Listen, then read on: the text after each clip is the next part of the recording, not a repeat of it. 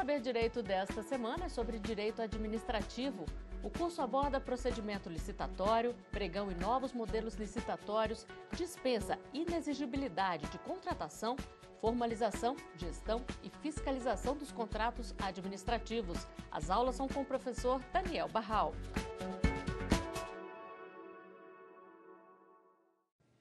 Olá, tudo bem? Eu sou o Daniel Barral, professor de Direito Administrativo, e agora dou continuidade ao nosso curso de licitações e contratos administrativos. No nosso primeiro encontro, falamos sobre os aspectos gerais, introdutórios sobre o procedimento administrativo de contratação pública, abordamos as modalidades, os tipos e as formas de execução dos contratos administrativos. Diferenciamos cada uma dessas categorias e explicamos as características detalhadas de cada uma delas. Agora, nós damos continuidade abordando especificamente aquelas legislações extravagantes que eu mencionei no nosso primeiro encontro, em especial a legislação referente ao pregão, a Lei 10.520, e a legislação associada ao regime diferenciado de contratação. Mas antes de abordarmos o tema específico do nosso segundo encontro, eu quero tratar de um ponto da legislação que eu considero importante, fulcral, para que você compreenda como podemos conferir qualidade às contratações públicas. Eu me refiro aqui à regra esculpida no artigo 7º, parágrafo 5º da Lei Geral de Licitações, a conhecida Lei 8666 de 1993, no que se refere à indicação de marcas. E por que isso é importante? De uma maneira geral, o legislador veda a preferência por marcas, entendendo que preferir marcas não significa necessariamente conferir maior qualidade ao objeto contratado. De uma maneira geral, essa regra, esse preceito, ele tem um fundamento de validade, isso porque, como nós vimos no nosso primeiro encontro, licitar é garantir a competitividade e a isonomia entre os participantes. Mas em determinadas situações muito específicas, em que há um fundamento técnico justificável, demonstrado no processo, há uma possibilidade de indicação de marcas. E é isso que eu quero que vocês compreendam. A despeito da regra geral, da vedação, da preferibilidade por marcas, é possível, em determinadas situações, indicar uma marca de preferência da administração pública. Em que situações esse preceito é possível, essa exceção é possível de ser invocada? E aqui eu faço referência a 2 julgados do Tribunal de Contas da União, noticiados na sequência nos informativos 57 e 59.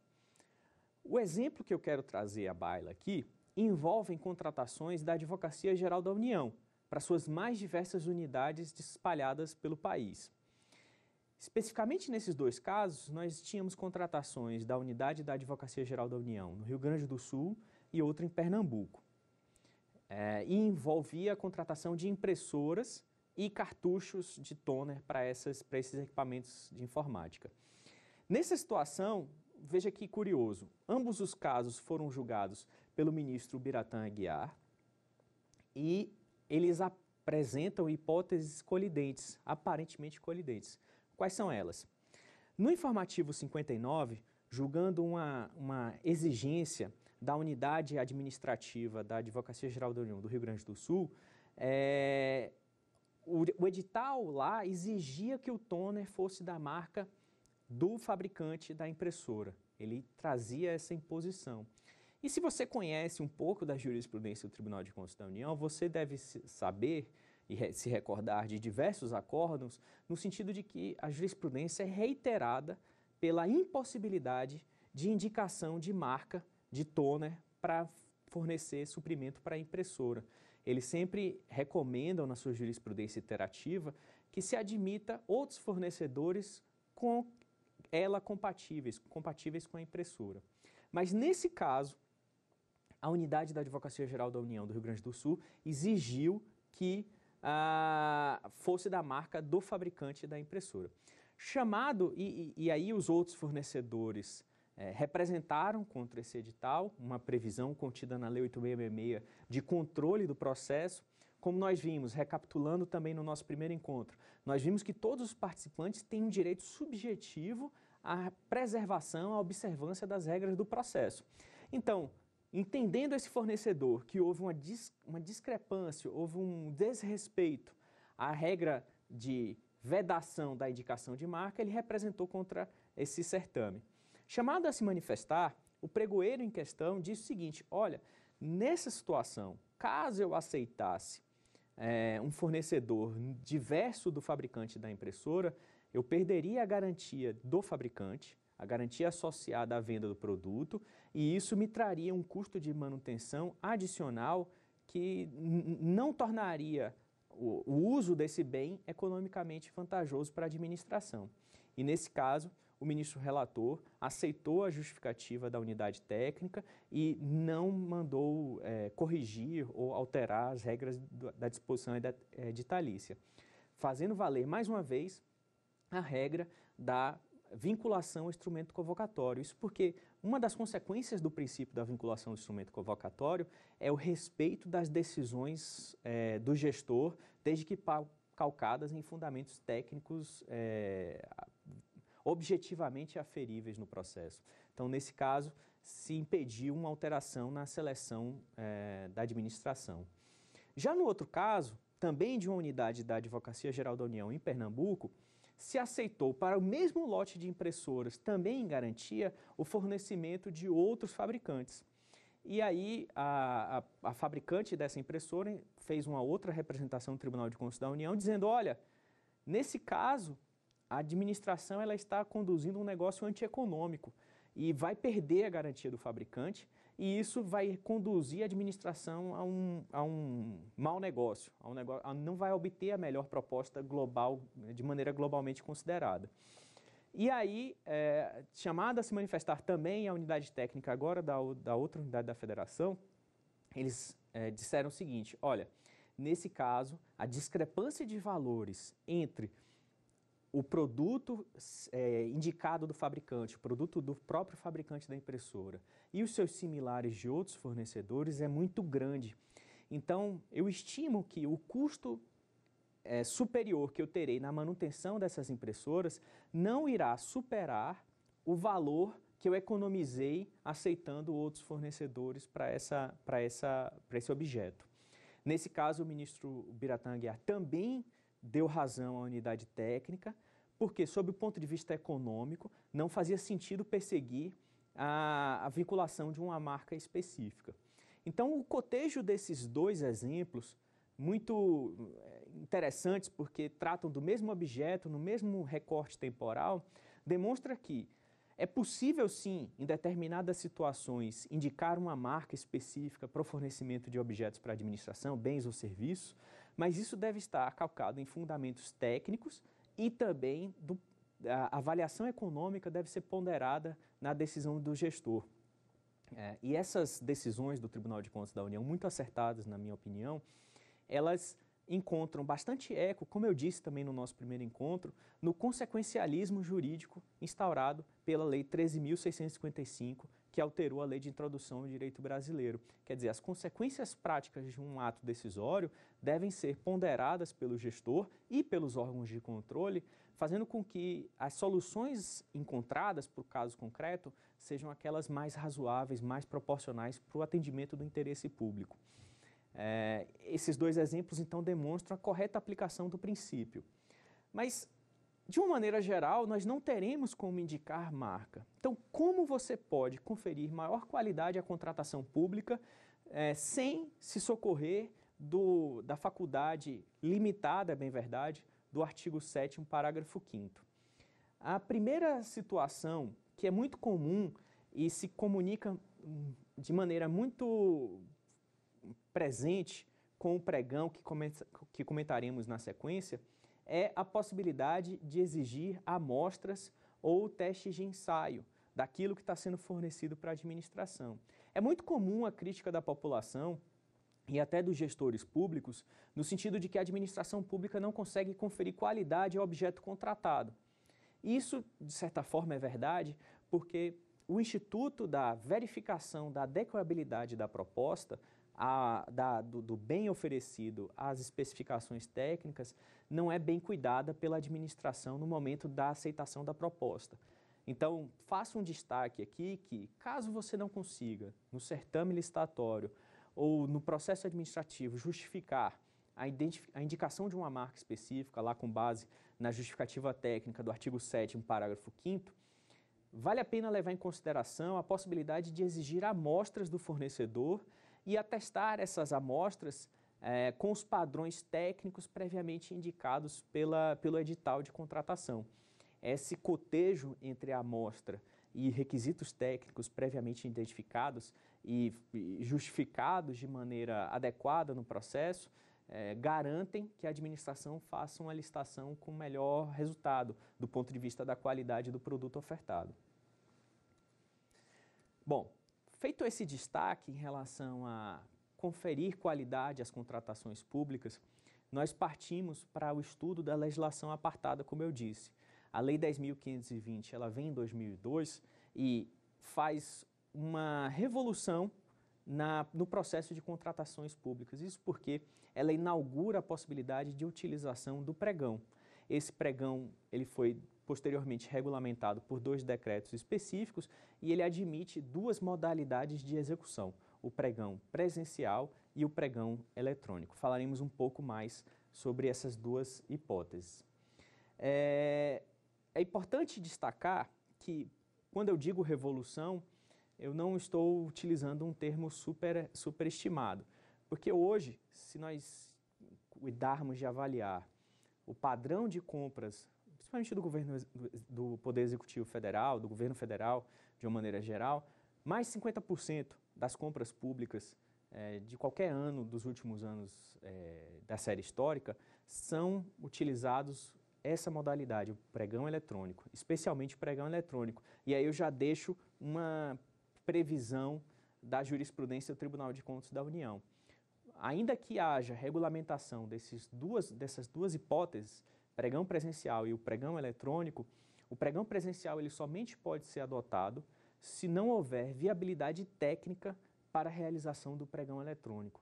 Há uma preferibilidade do pregão eletrônico em razão da facilitação da participação dos mais diversos competidores, dos mais diversos licitantes. Então, o pregão presencial ele tem uma aplicação subsidiária e somente diante da excepcionalidade, da impossibilidade da adoção da modalidade preferencial, que é a eletrônica. Mas, dado esse contexto em relação a essas 2 hipóteses, cumpre esclarecer quais são as suas características essenciais. Inicialmente, ele inaugura uma nova forma de compatibilidade entre o objeto contratado e a escolha da modalidade. Por que eu quero dizer isso? Normalmente, como vimos nas modalidades tradicionais da Lei 8.666, se escolhe a modalidade comum em razão do valor do objeto a ser contratado. Eu mencionei que para obras e serviços de engenharia, até 330 mil seria o convite, 3.300.000 até 3.300.000 tomada de preços e acima disso concorrência. Já no caso do pregão, a sua adoção ela independe do valor do objeto a ser contratado. Ela pode ser adotada, inclusive, para valores muito vultosos. E como selecionar adequadamente essa modalidade de licitação? Ela é voltada exclusivamente para bens e serviços considerados comuns. Antes de abordarmos especificamente em relação a qual é o conceito de bens e serviços comuns, eu queria chamar o primeiro quiz aqui para a gente recapitular um conceito que foi apresentado na nossa primeira aula. Vamos a ele?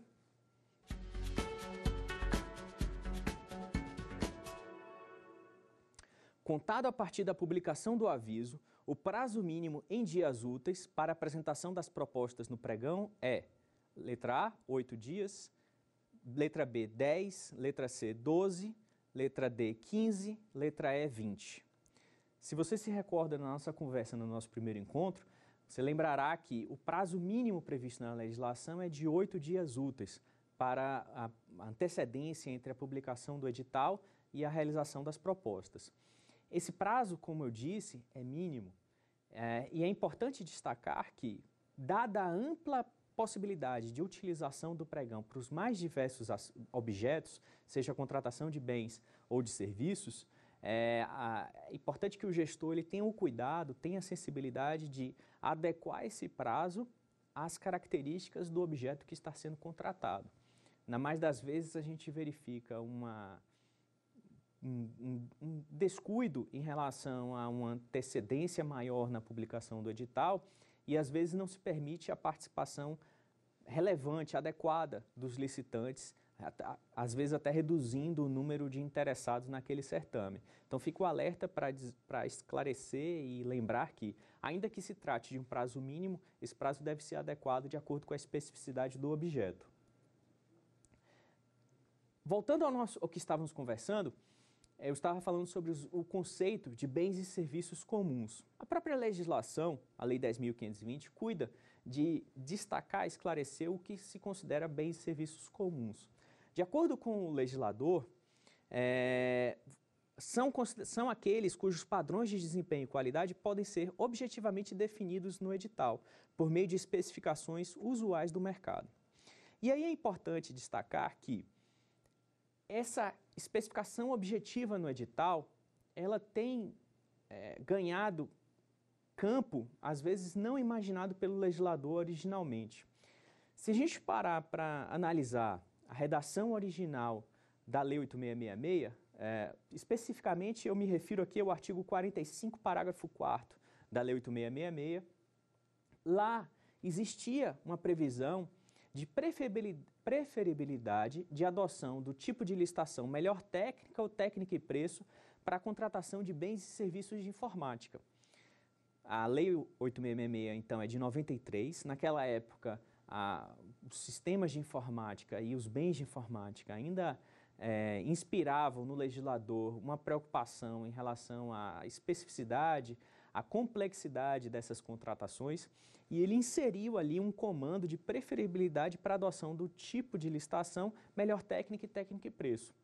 Com o passar dos anos e com a adoção do pregão de maneira em maior escala pela administração pública, se percebeu uma migração paulatina das modalidades tradicionais de contratação para o pregão, para a adoção do pregão para esses objetos de contratação, tanto bens quanto serviços de informática. Hoje, a prática mostra que, na realidade, só não vai ser utilizado o pregão para esses objetos em situações muito pontuais, em que haja necessidade de avaliação de diferentes soluções técnicas a serem empregadas na prestação do serviço. Outro exemplo que eu gosto de rememorar é a aquisição de helicópteros. O Tribunal de Contas da União já teve a oportunidade de se debruçar sobre essa matéria mais de uma vez. A última oportunidade que eles se manifestaram foi uma contratação do Ministério da Justiça em convênio com as secretarias de segurança pública dos mais diversos estados da federação.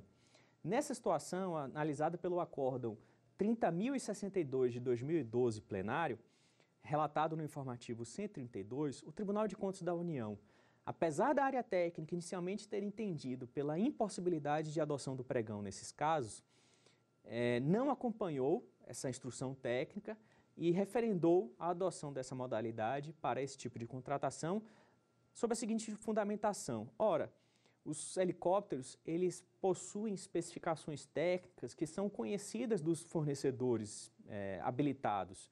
Os fornecedores que estão nesse ambiente, nesse setor do mercado, eles conhecem e sabem identificar e ler nas regras editalícias de que helicóptero, com quais especificações a administração precisa.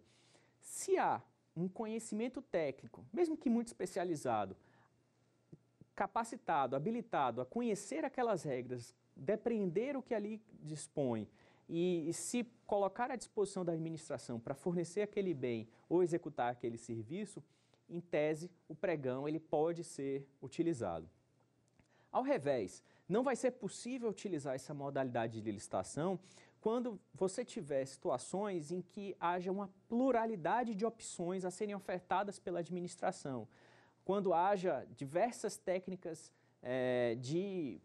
tanto na prestação do serviço como na própria construção do bem, que insiram um ambiente de discricionariedade nas escolhas que melhor atendam a administração, como serviços técnicos altamente complexos ou serviços de engenharia altamente específicos, aí, nessas situações, o uso do pregão ele não é recomendado e é afastado pela jurisprudência do Tribunal de Contas da União.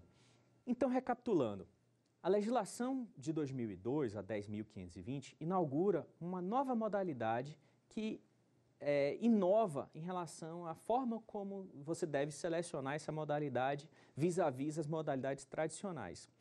O pregão ele é cabível, então, para qualquer objeto, desde que ele seja passível de especificação editalícia de maneira uníssona e que seja reconhecível por todos os participantes, independente do seu valor. Ele admite também, e aí há uma clara demonstração na doutrina, de que o pregão inaugura uma nova forma de seleção de produtos.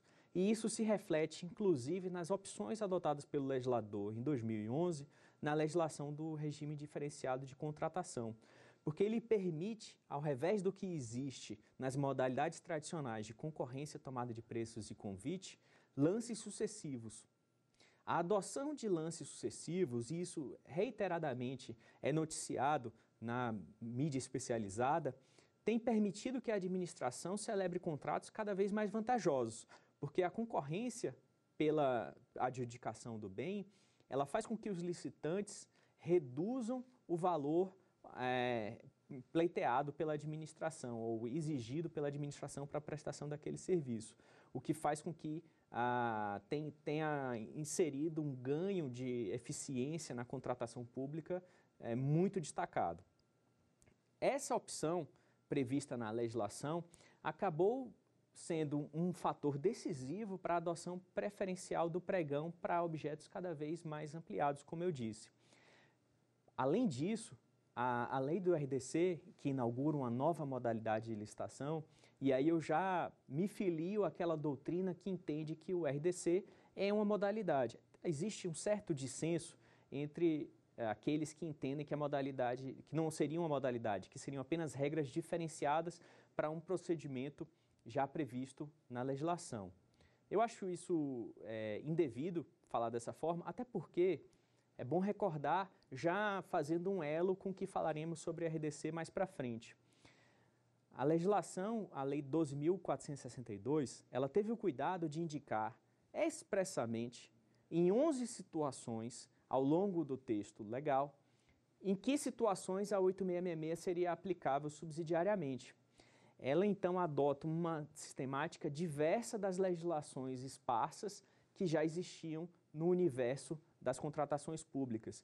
Se nós olharmos a Lei 10.520, ela, no final da sua legislação, uma lei relativamente curta, ela remete expressamente à Lei 8666 como uma aplicação subsidiária. O RDC adotou uma sistemática diversa. Somente faz uso de determinados preceitos da Lei 8666, da Lei Geral, em situações expressamente designadas. De modo que, na minha opinião, é possível se referir ao RDC como uma nova modalidade licitatória, porque simplesmente ela faz uma adequação de um procedimento a um objeto muito específico, a objetos muito específicos associados à época da sua edição, aos Jogos Olímpicos ou os Jogos da Copa do Mundo. Um outro ponto de inovação do pregão em relação às licitações tradicionais é que a fase habilitatória ocorre somente após a escolha das propostas e a seleção do primeiro classificado provisoriamente. Isso foi identificado, depois da adoção da legislação, como uma sistemática de eficiência na condução do procedimento licitatório. Por quê? Ora, aqui a gente abre um parênteses para explicar as modalidades tradicionais. As modalidades tradicionais, aquelas que eu comentei, concorrência, tomada de preços e convite, elas prevêem a realização da fase habilitatória antes da avaliação das propostas dos fornecedores. De modo que, nessas modalidades tradicionais, a comissão de avaliação, a comissão de licitação, ela precisa se debruçar sobre os documentos habilitatórios de todos quantos os licitantes que se socorreram naquele certame, o que acaba fazendo com que seja uma fase muito dilatada temporalmente, requerendo da administração, às vezes, diligências, elaboração de pareceres técnicos, às vezes até o socorro dos pareceres jurídicos, da sua assessoria jurídica, para enfrentar essa fase preliminar de habilitação. Já quando nós estamos no universo do pregão, em que a habilitação ocorre posteriormente, e somente do primeiro classificado provisoriamente, né, nós temos então um sistema que permite que a administração se desincumba dessa atividade, simplesmente avalie quem oferece a melhor proposta de acordo com aquelas especificações previstas no edital e somente depois dessa fase você faça a habilitação desse interessado.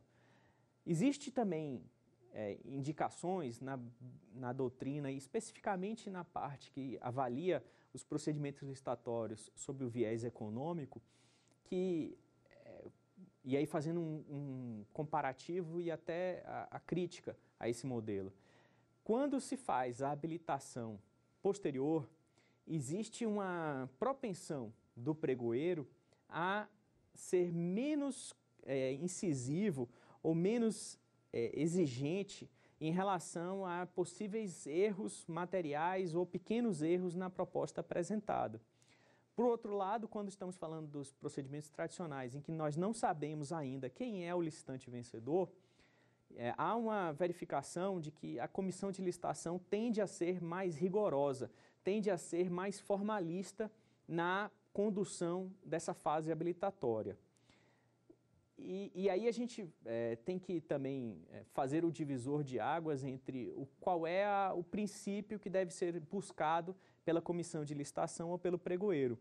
Se uma licitação mais formalista ou se uma licitação mais orientada para o resultado. E aí, ao consultar a jurisprudência do Tribunal de Contas da União, nós verificamos claramente uma propensão a uma licitação voltada para o resultado. Se nós olharmos as jurisprudências específicas nessa matéria, podemos verificar que o Tribunal de Contas da União sempre tem orientado os gestores a não desclassificar propostas por erros materiais passíveis de verificação ou verificação até por parte da comissão de licitação em órgãos públicos, né, que emitam certidões, por exemplo. Então, a ausência de uma certidão, um erro material num documento, não são passíveis de desclassificação de uma proposta, porque nessa situação a desclassificação afasta potencialmente a administração do melhor negócio, afasta a administração da realização, às vezes, da seleção da proposta mais vantajosa, que, como eu disse, é uma das 3 finalidades do procedimento licitatório.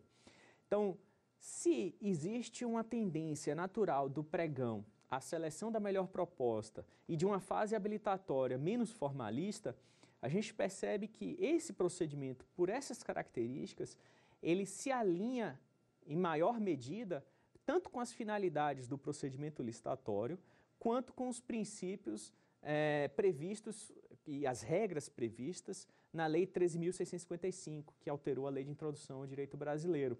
Isso porque as consequências dos atos adotados devem ser ponderadas tendo em vista o resultado esperado e o objeto esperado pela administração. Falado um pouco, então, sobre o pregão, eu gostaria de chamar o nosso segundo quiz aqui sobre esse procedimento específico. Vamos a ele?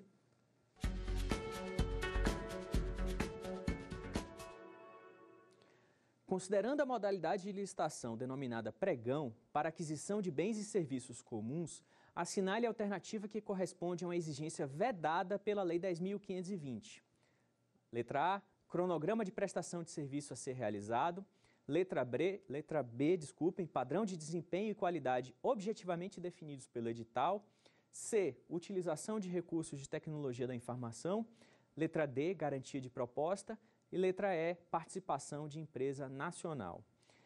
A resposta que nós utilizamos nesse quiz para explicar um pouco até as especificidades desse modelo é a letra D, garantia de proposta. Isso porque, além de ser uma vedação expressa na Lei 10.520, ela busca facilitar, aproximar os licitantes da administração contratada. e para que vocês possam entender, eu preciso explicar um pouco o que é garantia da proposta, o que é garantia de contrato. Garantia de proposta é uma hipótese prevista na Lei Geral de Licitações, a Lei 8666, para que todos os licitantes ofereçam uma garantia de até 1% do valor do objeto pretendido pela simples participação no certame. Ela tem por finalidade impor aos licitantes uma maior fidedignidade nas suas propostas, um maior compromisso nas propostas que são apresentadas na licitação, para que não ocorram situações em que um licitante aventureiro apresenta uma proposta numa licitação e, eventualmente, logrando êxito nesse certame, ele não decida contratar, ele não honre o compromisso que foi apresentado com a licitação. Isso é especialmente importante quando estamos falando de contratos complexos, licitações que envolvam grandes obras ou grandes concessões, por exemplo.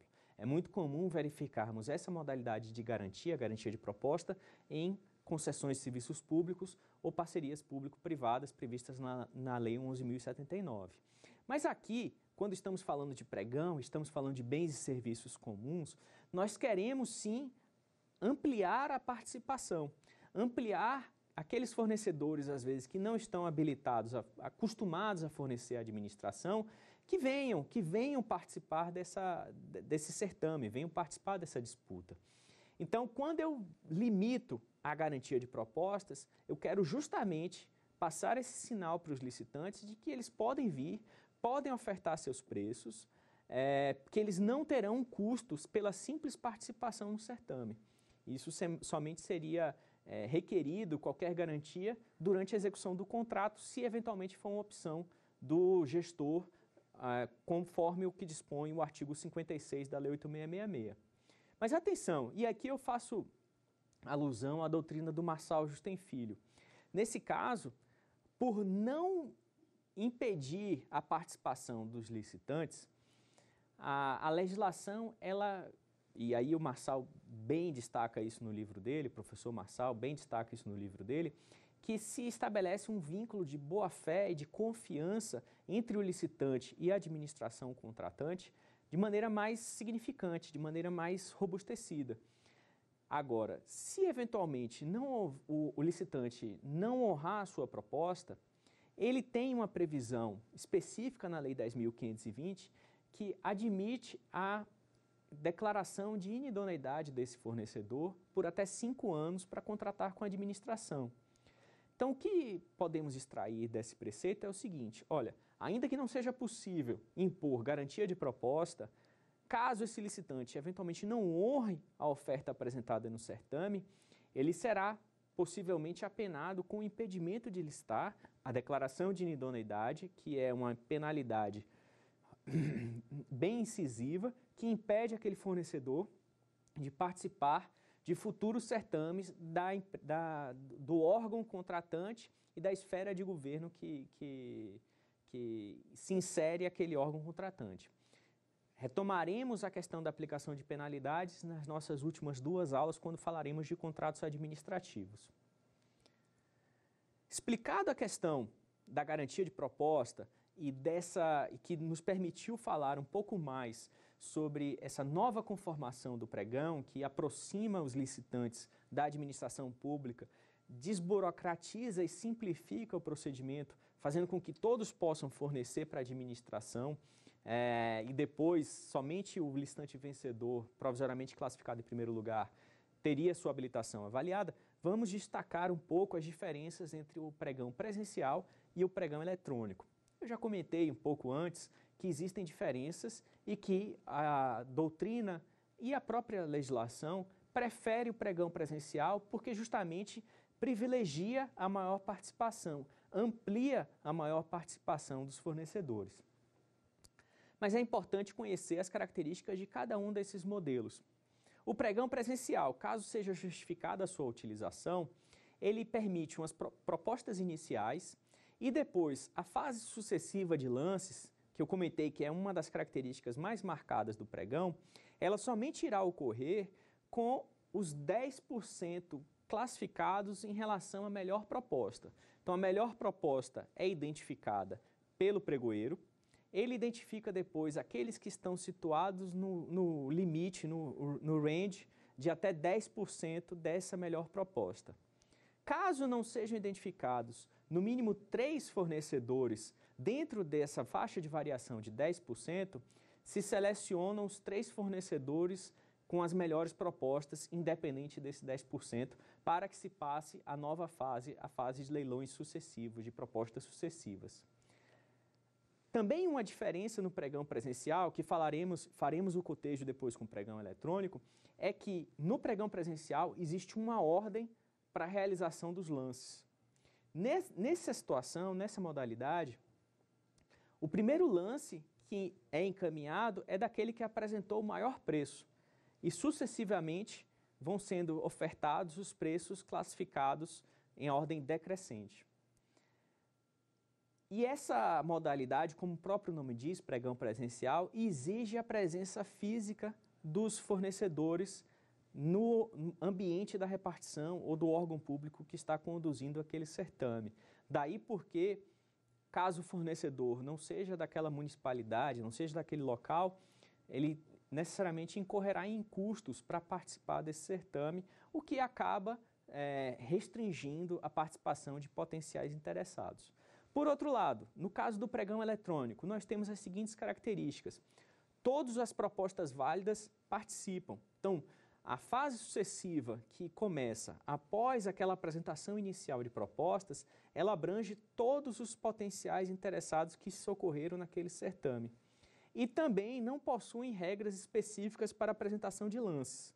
Salvo uma regulamentação infralegal que existe no âmbito federal, a Instrução Normativa número 3 de 2011, que estabelece um intervalo mínimo de 20 segundos entre as propostas do mesmo fornecedor e 3 segundos para apresentações de propostas de fornecedores distintos, e essa é uma limitação que busca impedir a utilização de robôs na fase de competitiva, em que o fornecedor ele não insere ele próprio os valores das suas propostas, ele utiliza recursos eletrônicos para apresentar lances sucessivos que às vezes impedem a correta participação de outros fornecedores. Então, para evitar esse tipo de subterfúgio, a regulamentação infralegal possui algumas determinações em relação ao tempo mínimo ou o intervalo mínimo de preços entre uma proposta e outra. Mas a despeito dessa regulamentação, que busca atacar esse problema, não existe nenhuma outra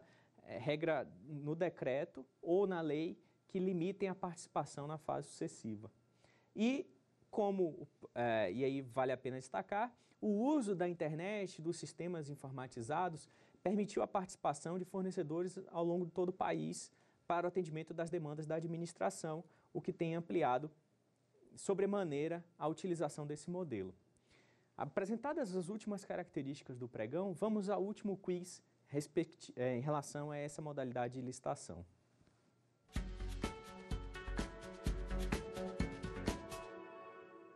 De acordo com a legislação de regência, a modalidade de licitação pregão eletrônico não é passível de aplicação para...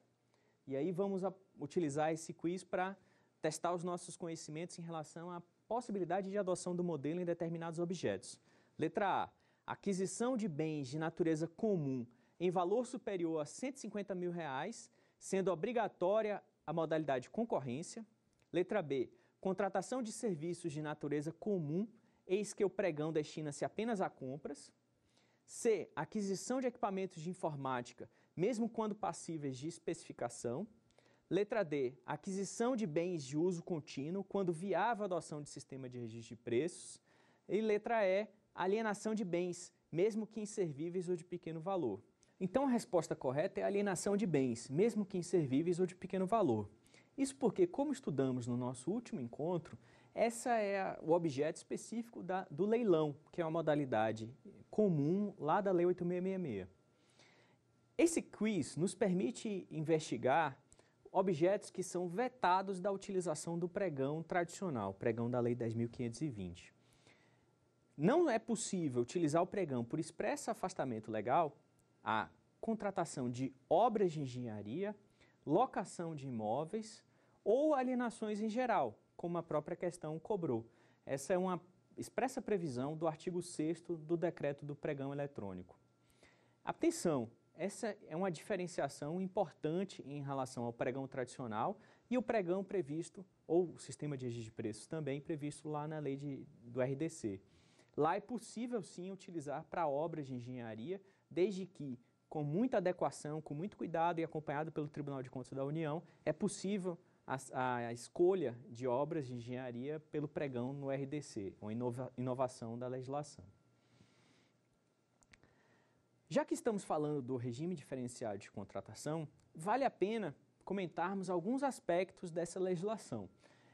É um tema óbvio que reclama um curso todo específico, inclusive aqui no Saber Direito você já tem no acervo um curso completo sobre a modalidade, mas já que estamos falando de todas as modalidades comuns de licitação, cumpre abordar aspectos mais destacados do regime diferenciado de contratação, inaugurado pela Lei 12.462.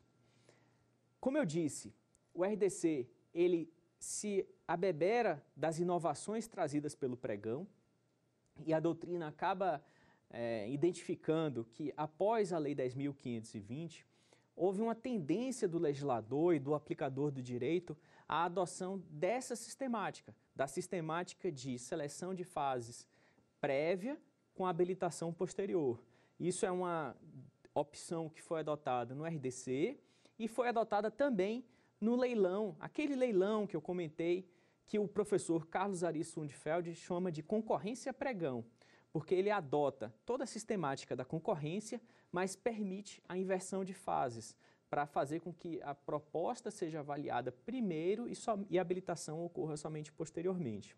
Então, essa preferência cada vez mais destacada do legislador após a Lei 10.520 foi prevista, foi homenageada na legislação do regime diferenciado de contratação. Também a informatização do processo eletrônico, outra inovação trazida pela Lei 10.520 e que foi incorporada na Lei do RDC. A preferência pela informatização do processo eletrônico é um sinal destacado do regime diferenciado de contratação. A criação do regime da contratação integrada. Quando estávamos falando dos tipos de licitação, eu falei da contratação integrada, artigo 8º, inciso 5 da lei do RDC, e disse que somente nesses casos, somente nos objetos enquadráveis no regime diferenciado de contratação, essa modalidade, esse tipo de licitação poderia ser utilizado. E o que é ele? Basicamente, ele permite que a administração contrate um objeto somente munido do anteprojeto de engenharia. Falarei um pouco mais sobre esses regimes de contratação e o procedimento tendente à realização de um edital quando estivermos no nosso terceiro encontro falando do processo administrativo de dispensa e inexigibilidade, e farei um cotejo com o processo tradicional e o processo de dispensa. Mas, para que você entenda, uma licitação, está lá no artigo 7º da Lei 8.666, ela demanda a elaboração de um projeto básico e um orçamento detalhado para que a administração tenha certeza daquilo que ela necessita e dos valores que ela está disposta a pagar, comparado sempre com o valor de mercado. Então, se ela está munida de informações suficientes para lançar aquele objeto no mercado, seja já com o projeto executivo, que é um desdobramento do projeto básico, é um detalhamento do projeto básico, um refinamento do projeto básico, ou não, porque a Lei 8.666 permite que o projeto executivo seja elaborado pelo contratado, desde que isso seja justificado, desde que essa opção seja justificada, está lá, como eu disse, no artigo 7º da Lei 8.666. Então, o padrão tradicional da licitação pela Lei 8.666 é pelo menos um projeto básico, com os elementos impostos pela legislação lá no artigo 6º, inciso 12, alíneas A a F. Bom, se para a Lei 8.666 eu preciso pelo menos ter um projeto básico, que é um detalhamento do que eu necessito, pela contratação integrada do regime diferenciado de contratação, não necessariamente. Eu posso simplesmente definir de caráter ainda preliminar as minhas necessidades e submeter a obrigação de realizar todo o detalhamento desse objeto ao próprio contratado. É disso que se trata a contratação integrada.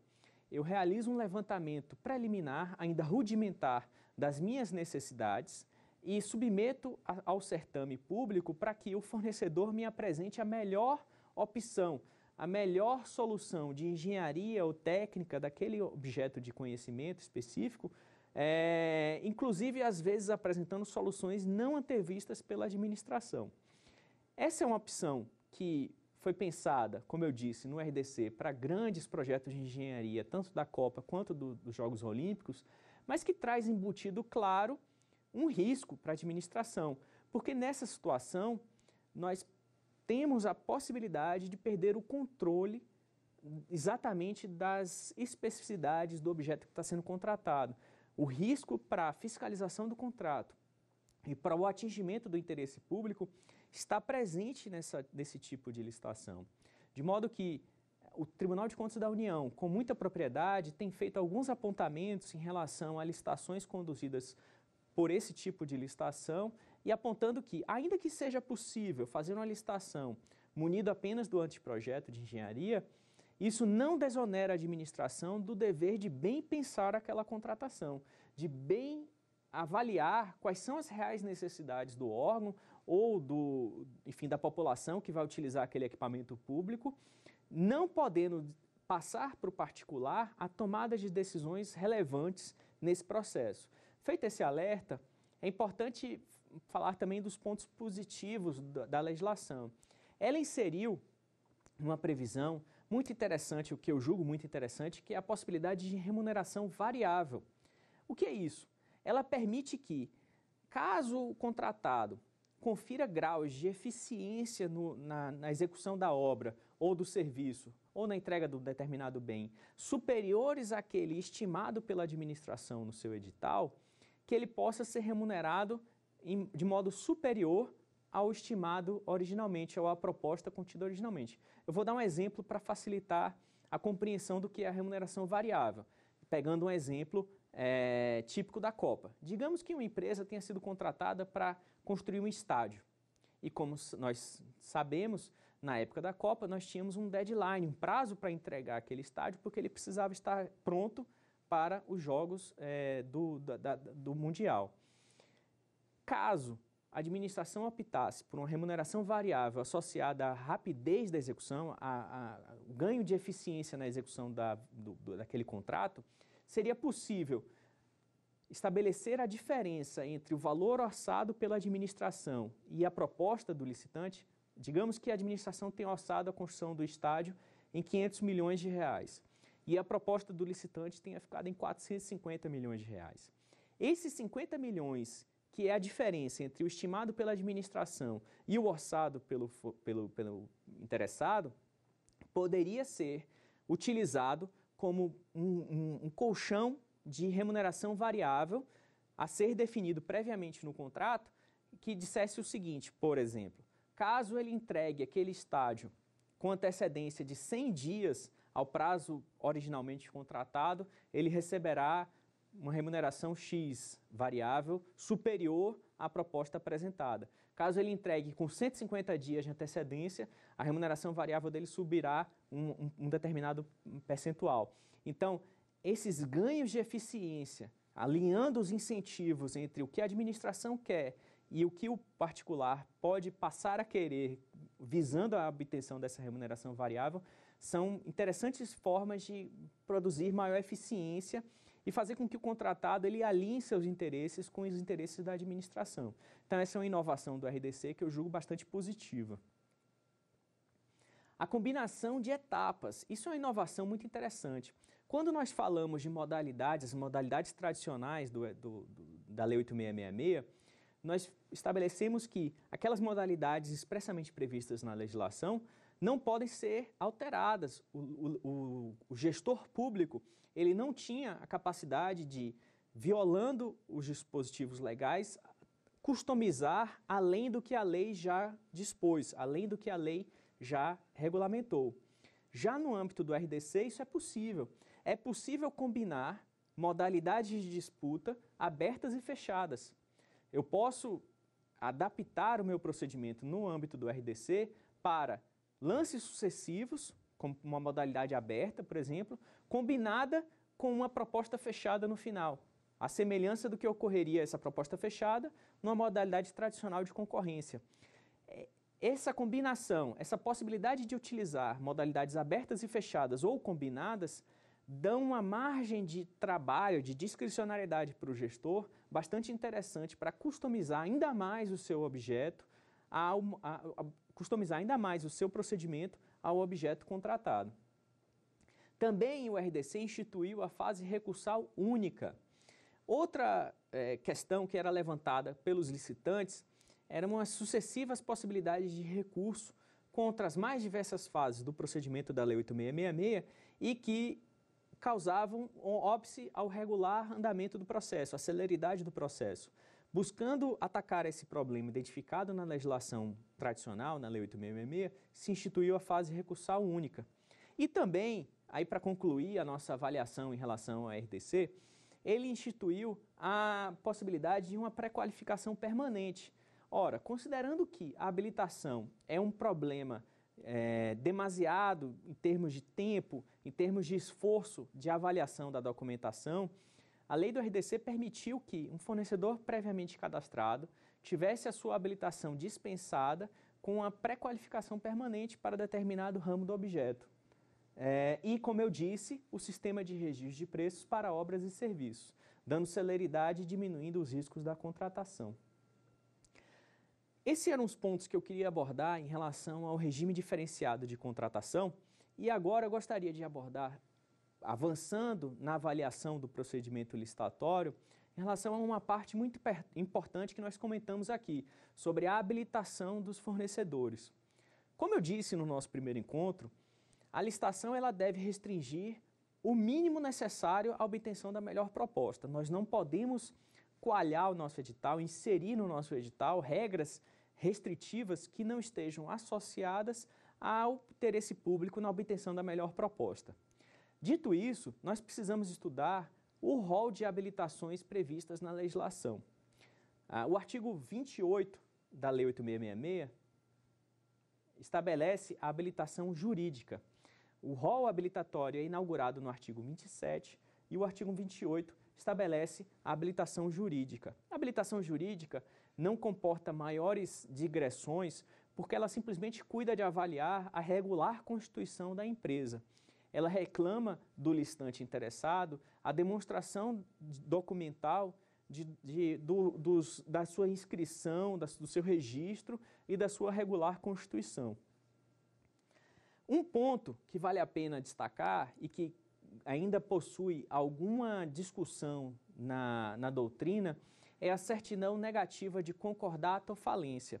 Isso porque a Lei 8.666, ela foi depois, houve uma superação do Instituto da Concordata, porque em 2011 veio a edição da Lei 11.101, a nova Lei de Falências, a então conhecida nova Lei de Falências, que suprimiu a existência do Instituto da Concordata e inseriu o Instituto da Recuperação Judicial em seu lugar, passando a ter uma lógica muito mais de recuperação da empresa do que necessariamente simplesmente a proteção dos credores. Nessas situações, há uma divergência entre a simples substituição do Instituto da Concordata com o Instituto da Recuperação Judicial. E nesse ponto, fazendo alusão a precedentes do Superior Tribunal de Justiça, é importante destacar que a segunda turma do STJ entende que não. Empresas em recuperação judicial podem sim participar do certame, desde que o plano de recuperação judicial esteja homologado judicialmente. Esse é um ponto importante para garantir que empresas, no curso da recuperação judicial, ostentem condições de ofertar adequadamente os objetos pretendidos pela administração. Esse é um ponto que nós iremos desdobrar e continuar nossa conversa no nosso terceiro encontro, falando ainda dos requisitos habilitatórios, e eu me despeço aqui agradecendo a sua atenção. Obrigado.